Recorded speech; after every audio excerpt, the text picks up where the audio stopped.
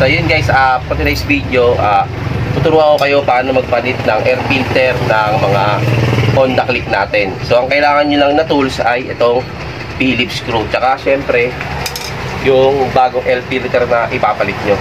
Untight nyo lang yung mga bolt dito sa airbox. Ilan yan? 1, 2, 3, 4, 5, 6, 7 pieces.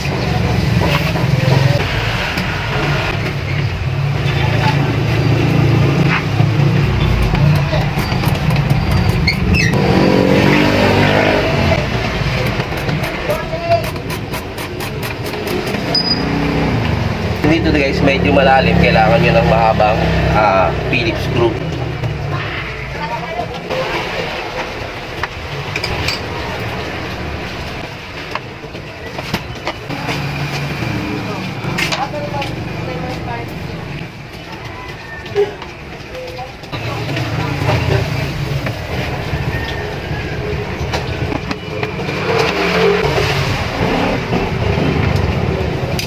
Yan, bali 7 volts lang lahat ng bolt na nakalagay dito.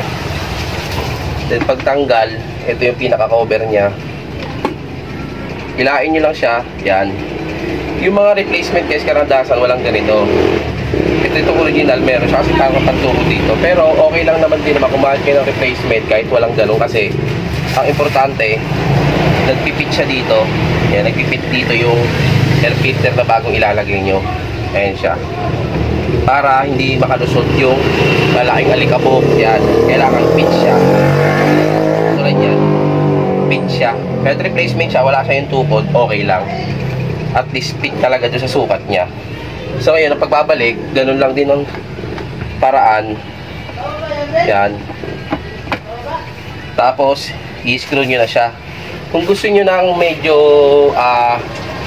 specific yung pinaka-details nito sa pagkakabit nito, meron tong sa manual ng torque specs ay 7 Nm. So gagamit kayo ng torque specs yung may adjacent.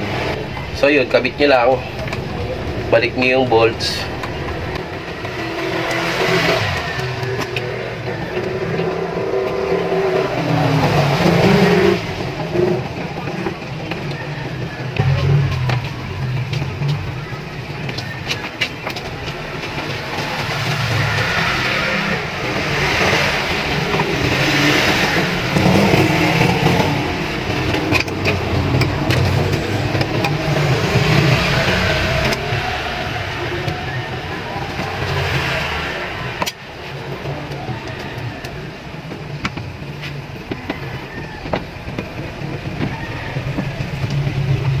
And guys, ganoon lang kasimple magpalit ng air filter ng Click.